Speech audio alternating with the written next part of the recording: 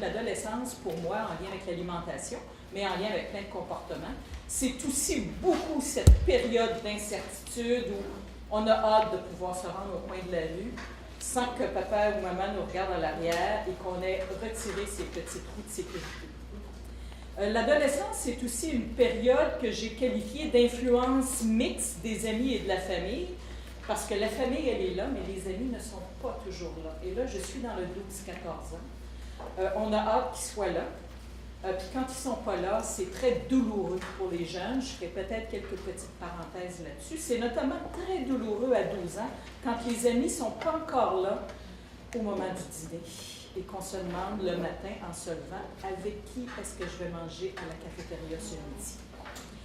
Mais on sait que la famille, elle est là. La famille, le jeune a encore une dépendance évidemment financière à l'égard de ses parents, de sa famille, mais il y a aussi une dépendance à l'égard des installations physiques, de la maison, de l'appartement, des lieux.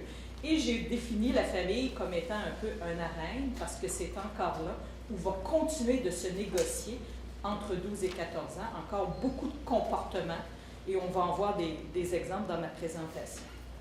Et ce qui m'intéresse, moi, dans l'étude de l'adolescence, c'est pas tant d'essayer de comprendre les comportements en prévision ou en prévention de problématiques de surpoids ou d'obésité. Il y a une pertinence à ça, mais ce qui m'intéresse davantage, moi, à l'égard des comportements des jeunes, c'est qu'à ce moment-là, s'installent déjà des routines qu'on va avoir de la difficulté à déroutiniser. S'installent des émotions, de la culpabilité, du plaisir, s'installent des apprentissages, même en cuisine, des échecs, s'installent des intérêts, peut-être pour la cuisine, qui peuvent être même inspirants pour des écoles de métier, un éveil à plein de choses. Donc, mon regard sur les comportements est beaucoup à l'égard de ces aspects-là. S'installent également des préférences alimentaires, des aversions. Remarquez que tout ceci s'installe beaucoup à la petite enfance également, à laquelle je m'intéresse particulièrement pour les préscolaires, mais à l'adolescence, on continue d'en développer et les parents ont certainement un rôle déterminant à exercer. Alors, ce plus vaste projet avait plusieurs objectifs. Un des objectifs était de comprendre, d'étudier de manière un peu plus spécifique les motivations alimentaires des 12-14 ans. Un deuxième objectif était de mettre en relief les résultats qu'on avait en fonction d'un modèle théorique, celui de Story, sur lequel je ne développe pas. Mais un objectif qui, moi, me tenait beaucoup à cœur quand on a amorcé ce projet-là avec les collègues, entre autres à l'INSPQ, c'était d'introduire de la recherche qualitative un petit peu plus différente dans le projet, qui était précisément, en courant d'entrevues individuelles avec les jeunes, de leur présenter des photos, sachant que la littérature nous suggérait que les photos qu'on leur présenterait les rendrait très verbomoteurs. Donc, on s'est dit, les jeunes 12-14 ans, ils sont sollicités pour des entrevues, puis il y a des fois qu'on coupe court à l'entrevue, parce que même si on est avec des questions ouvertes, ils ne sont pas très jasants. Bien, je peux vous confirmer que la photographie, elle est très efficace avec les jeunes. Et dans le cas présent, les photographies étaient choisies par nous. Donc, on avait des photos de fast-food, d'une bouteille d'eau, d'une pilule. Une pilule pour voir comment ils l'envisagent, la pilule comme substitut de repas. On avait des photos en lien avec des boissons gazeuses, 1 litre de lait, une scène de repas en famille, des fruits et des légumes. Puis on avait aussi un volet de l'entrevue qui abordait l'activité physique. Ce que je vous présente est inspiré à la fois des passages d'entrevue qui sont liés exclusivement à l'entrevue et aussi à l'utilisation de la photo, et dans les documents que j'ai envoyés aux organisateurs et qu'on pourra faire circuler à tous les participants, vous avez accès aux mémoires de maîtrise de 2 des étudiantes qui ont analysé en détail les résultats, les mémoires d'Anne-Yann et de Caroline, 2 nutritionnistes qui ont abordé en détail soit exclusivement les entrevues ou soit exclusivement ce qu'ils ont dit avec les photos. Et moi, je vous fais un mélange des 2. On parle donc d'une 50aine d'entrevues, garçons et filles, et les extraits que j'ai pu prendre pour alimenter ma présentation, mais je ne vous présenterai pas d'extraits mais des commentaires, tournent principalement autour des photos que sont les boissons énergisantes, le lait, le repas en famille et les fruits et légumes. Dans le passé, j'avais utilisé régulièrement la photo dans plusieurs projets de recherche, mais normalement, les photos que j'utilisais avaient été prises par les sujets, donc les participants avec historiquement avec des caméras jetables et de manière plus contemporaine avec leur téléphone intelligent, prenaient des photos, nous envoyaient les photos et revenaient en entrevue parler des photos. J'ai des trésors. Il y a des médias qui voudraient acheter ces photos-là pour qu'on les sorte. On étudiait les 18-24 ans, par exemple, qui habitent en appartement sans coloc féminin, mais qui sont masculins. On a regardé leur appartement, ce qu'ils mangent, où est-ce qu'ils mangent. Est-ce que les gens font des mises en scène pour rendre ça beau? Pas du tout. Dans le cas présent, avec les jeunes, je le répète, c'est des photos qu'on leur présentait, mais dans les pistes de recherche, je voudrais beaucoup, non seulement avoir des photos, mais vous allez l'entendre tout à l'heure, entrer dans leur chambre à coucher. Alors, dans les résultats que je vous présente, je les ai organisés autour de ces 4 thèmes-là. Je vous présente des grands résultats et je vais enchaîner tout de suite après avec ce que ces résultats-là m'inspirent comme élément nouveau et surtout ce qu'ils m'inspirent moi comme piste de recherche. Je suis en année sabbatique cette année et mes étudiants disent le hamster court, j'ai encore beaucoup de recherches qu'on pourrait faire avec les jeunes. Et en mise en contexte, je suis nutritionniste, mais je m'intéresse curieusement au comportement. Et très souvent, je vais m'amuser à confronter aussi mes collègues nutritionnistes sur certains messages que l'on met de l'avant en nutrition en santé publique. Je vais le faire encore tout à l'heure, même si je suis enregistrée.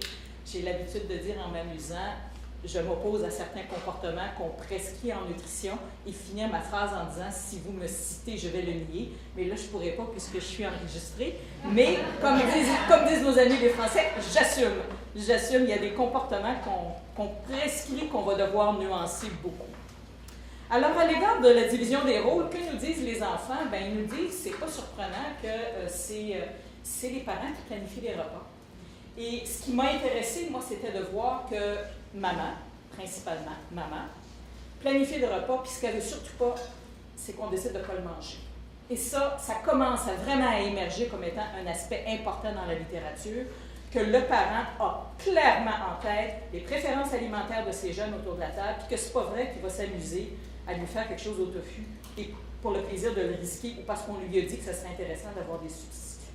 Il prend en compte les préférences, il ne veut pas gaspiller, et il veut aussi, ça on le sait de d'autres entrevues, de l'harmonie autour de la table, particulièrement quand on est dans des milieux qui sont vulnérables, où les mères nous disent « regarde, ça pète de partout, au moment du repas, là, laisse-moi tranquille avec tes légumineuses. S'ils veulent de la pizza pochette et des Mr. Freeze comme dessert, c'est parfait pour moi. » Et je leur dis « ben c'est parfait pour moi aussi. » Donc, ils tiennent compte beaucoup des préférences alimentaires et les jeunes le savent. Donc, ils nous ont rapporté en entrevue des stratégies de négociation entre enfants. Là, je ne suis pas avec le parent, mais c'est entre jeunes.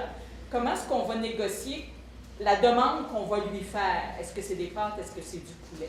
Et il y en a pour qui c'est vraiment quasi une procédure de délibération, puis que c'est à tour de rôle, parce qu'on imagine des ménages avec plus qu'un enfant. Un aspect qui est intéressant, c'est cette option utilisée par des mères du type « là, on n'est plus dans la négociation, c'est moi qui cuisine, donc c'est moi qui décide. » Et au malheur, si moi, j'aime pas les pâtes, bien, vous allez manger des pâtes quand je ne suis pas là. On déplace ce comportement-là dans certains ménages chez l'adolescent. Donc, il y a certains adolescents qui cuisinent pour la famille et l'adolescent va adopter aussi ce comportement-là.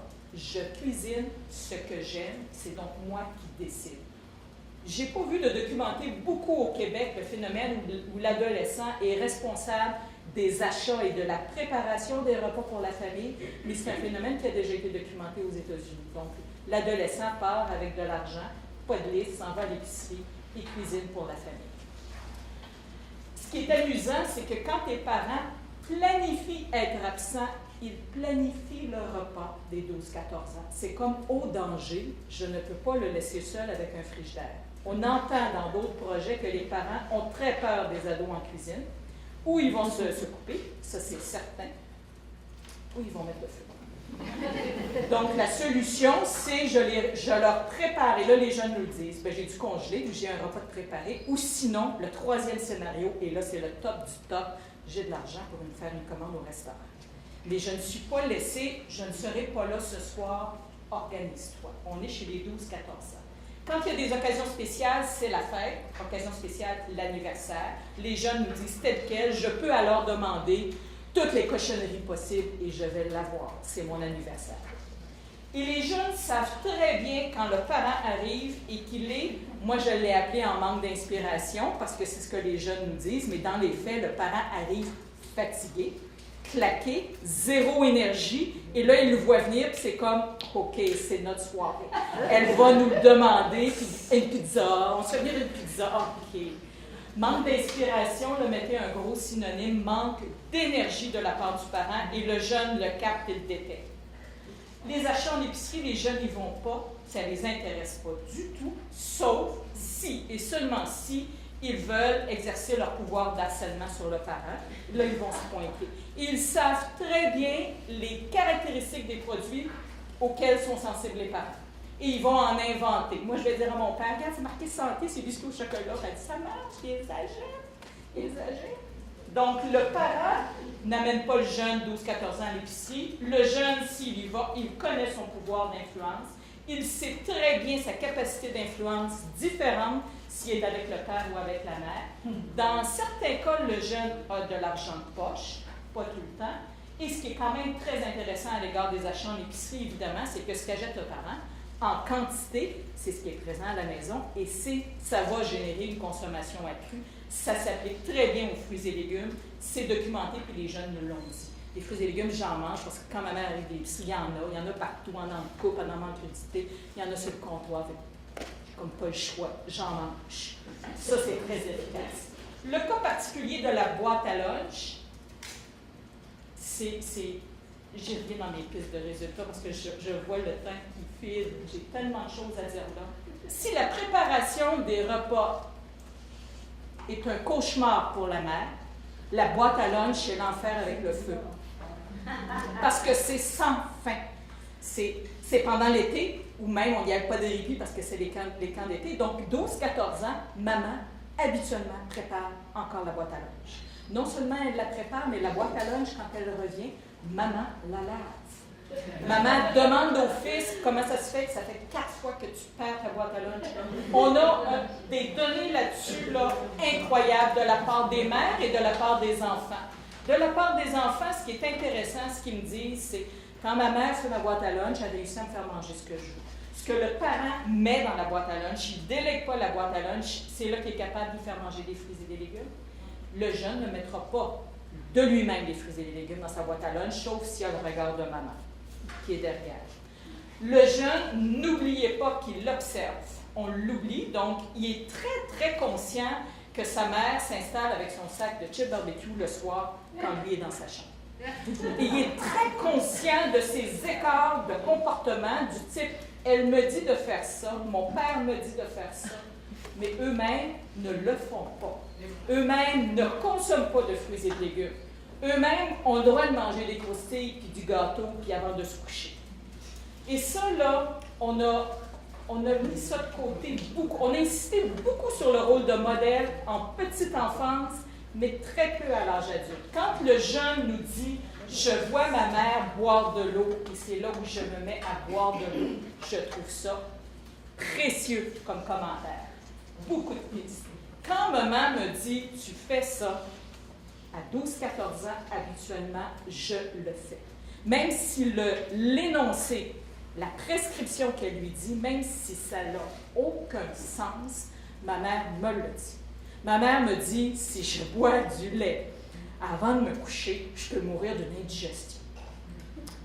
Et là, on attend la suite de la blague. Il n'y en a pas. Donc, c'est réglé. Ma mère me dit, des boissons énergisantes, le cœur va se mettre à débattre. Je te préviens, tu peux mourir là. Donc, tu n'en bois pas? Non, moi, j'en bois pas. Non. Mais toutes mes amies, j'en ai vu beaucoup qui en boivent. Mais j'ai peut-être déjà goûté. 12-14 ans, là, on donne un coup de pédale sur la boisson énergisante. Et de manière générale, on a très, très peur de la boisson énergisante. 12-14 ans, je vous répète, il y a 6 ans. C'est un peu comme il y a 40 ans, quand on voyait nos parents fumer, ils disaient « j'espère que je ne me prendrai jamais avec une cigarette ». C'est comme ça qu'ils l'ont encodé. La chambre à coucher, quand maman n'est pas là, je dis maman parce que c'est maman qui est là habituellement en fin de journée. Quand maman n'est pas là, quand le chat n'est pas là, les souris dansent. Quand le regard du parent n'est pas là, c'est la fête.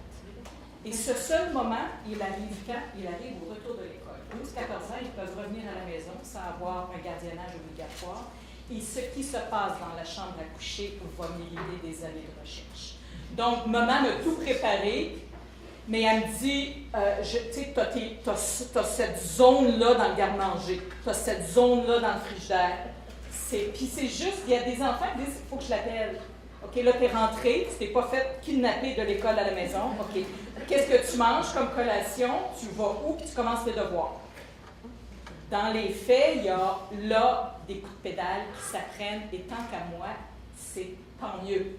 Parce que c'est pas vrai que le jeune ne s'en va pas dans la chambre, c'est pas vrai avec son sac de chips barbecue qu'il l'a trouvé caché par le parent. C'est pas vrai. Il le fait, et tant qu'à moi, ça fait partie de l'autonomie, et c'est pas la fin du monde. Donc, la chambre à coucher, c'est comme un endroit où il peut faire un petit peu ce qu'il veut. La fin de la journée pour le jeune, la période où il a faim. Imaginez nos garçons de 14 ans qui rentrent à la maison puis qu'on lui a préparé un plateau de chou-fleur et de brocoli. C'est pas ça qu'il veut. Il veut quelque chose qui va ressembler aux normes sociales de ses amis. Le souper, c'est les normes sociales de mes parents. Ça va être relativement équilibré. Les collations, là, c'est les normes sociales de si j'étais avec mes amis, qu'est-ce que j'aurais le goût de manger? Et ça ressemble beaucoup plus à une alimentation qu'on qualifie de moins favorable au développement de saines habitudes de vie. Il y a quelques petites variantes. On a des dociles. Non, même s'il y a des chips, maman n'est pas là, même s'il y a des bonbons, des gâteaux, des fois des restes de gâteaux, non, j'en mangerai pas. On est probablement dans du 12 ans. Et c'est souhaitable de voir cet écart de comportement qui s'installe. Les parents, ils font quoi comme pratique? Ils font la même chose qu'à la petite enfance. Ils cachent les légumes dans les sauces à spaghetti, dans les pains de viande, ils mettent de la poudre de lait un peu partout. Ils les obligent à manger, ils font du chantage. Oublie ça, tu ne sors pas ce soir, tu ne sors pas en fin de semaine si tu n'as pas mangé ça. Les jeunes en sont conscients et ont grandi là-dedans. Et de temps en temps, certains vont nous dire, à table, là, c'est comme correct qu'elle fasse ça avec ma petite sœur de 8 ans. Avec moi, là, ça commence à être un peu bébé. Fait que ça ne marche plus vraiment. Quand j'ai plus faim, je peux-tu arrêter de manger? L'obligation de manger est encore là. Des parents qui ont peur que leurs enfants se laissent mourir de faim, je ne sais pas. Ou des parents qui ont mis tellement d'énergie à cuisiner le repas pour le souper qu'ils veulent absolument que ça soit mangé par l'enfant. Des rejets de comportement. Quelques jeunes ont dit, c'est assez amusant, moi j'ai eu des collègues à un moment donné qui n'étaient pas en nutrition qui me disaient, tu ne peux pas savoir ce qui m'est arrivé. En fin de semaine, ma fille a décidé qu'elle devenait végétarienne. À 12 ans, c'est comme, oublie ça, là, oublie ça. Si tu penses qu'en plus, il faut que je m'approprie ça. Donc, des jeunes, on a quelques cas qui ont dit, je voudrais être végétarien. Même des garçons, mon père, c'est un Montréalais, c'est juste du bœuf, du gros steak, je ne mange pas. Il me dit, c'est ça ou rien. Je lui dis, j'aimerais être végétarien, j'aimerais qu'on prenne peut-être des repas avec plus de légumes. Il ne veut pas. J'attends qu'il ait terminé son repas, puis dans la soirée, je vais puis j'essaye de me faire quelque chose. Pourquoi est-ce qu'on rejette le végétarisme aussi? Ça dépend aussi comment c'est présenté, comment c'est compris. Mais ça, c'était des cas intéressants. Est-ce que les parents veulent des fruits et légumes comme cas? Dans toutes les catégories d'aliments, c'est des fruits et des légumes. C'est vrai qu'on avait la photo, mais ce message de faire manger des fruits et des légumes aux jeunes, le message passe. Est-ce que le comportement est adopté? Non. Dans les statistiques de consommation, on n'atteint pas encore les quantités demandées. Préoccupation excessive à l'égard des collations de la part des parents, parce qu'on sait qu'on n'a plus de contrôle. C'est très contrôlant à la période du retour à la maison. Et le cas des boissons énergisantes, j'en ai glissé quelques mots. Les parents se séparent au Québec quand même beaucoup. Les enfants en parlent. Et ils parlent de des comportements différents. Ils parlent de compétences qui sont réappropriées par les parents également. Et c'est pas nécessairement... Il y a de tout. Là. Il y a des pères qui sont très, très orientés santé. C'est pas la blonde du père, c'est vraiment le père. Il y a des pères qui reçoivent les enfants une semaine sur deux, puis ils vont dire à leur fille, elle va te voir dans le miroir, là, puis moi je vais te prendre en main. C'est quelque chose. Là. On n'est plus avec les mères et relations au poids. C'est le père, relation au poids. Le repas en famille, habituellement très valorisé. Les jeunes nous rapportent la complexité de le réaliser avec les horaires de chacun. Et on avait un cas singulier sur nos 50 où le repas familial avait jamais lieu. Donc, l'enfant mangeait tout seul. 1 sur 50, c'est peu et c'est beaucoup en même temps. Et on nous parle de l'effet de l'état de santé des membres de la famille. Quand mon père a été diabétique, quand ma mère a eu une maladie cardiovasculaire, et le plus amusant à l'égard des jeunes, dont on ne parle jamais, le jour où on m'a mis, en bon québécois, des broches, des prothèses orthodontiques, l'impact sur les comportements alimentaires. On n'en parle jamais en nutrition. Pourtant, des jeunes vont avoir des prothèses orthodontiques pendant une période prolongée. On n'en parle habituellement jamais. Ce qui m'intéresse également dans les discussions épices, qui est la gardienne du temps? C'est moi. Quelques minutes. La mère très, très, très présente. Le père s'en vient. Silencieux à l'égard des grands-parents. Mais je suis convaincue qu'il y a quelque chose à aller vérifier de ce côté-là. Silencieux également à l'égard de la fratrie, l'effet des frères et des sœurs.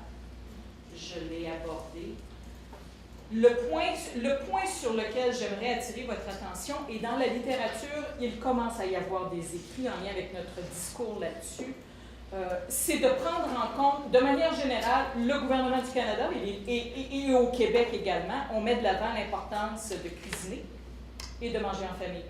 Et la littérature qui commence à émerger nous dit, c'est des écrits qui ont une perspective féministe.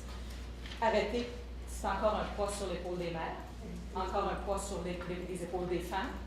Et d'autres écrits nous disent également, arrêtez parce que vous ne pouvez pas communiquer de manière aussi homogène à votre population des comportements de la sorte.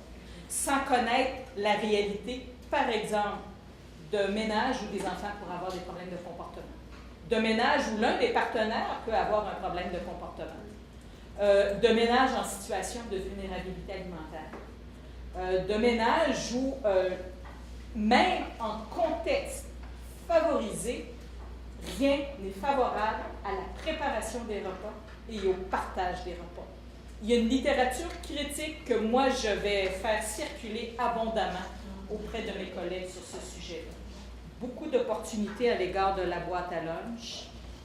J'ai déjà abordé que, pour moi, on est dans des normes sociales souper, normes sociales avec les parents, normes sociales avec les jeunes pour les collations. Le déjeuner, on en parle très peu. Ce n'est pas un lieu de rencontre. Le déjeuner étant pour nous le premier repas de la journée au Québec. Et ça, c'est étonnant. Donc, c'est étonnant, puis c'est très en lien avec les apports nutritionnels des jeunes qui ne rencontrent pas tous les critères nutritionnels attendus. La chambre de l'adolescent est certainement un laboratoire à aller étudier. Certains y ont probablement un mini-frigidaire, j'en suis convaincue. Sinon, ils y ont, c'est certain, des écrans.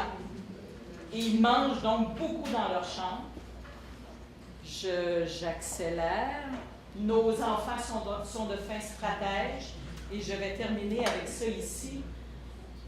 On le voit maintenant dans la littérature, au lieu de dire aux parents, ne présenter à la maison, n'acheter à la maison que des aliments sains, de telle sorte que les enfants vont consommer qu'est-ce qui est disponible, qu'est-ce qui est sain.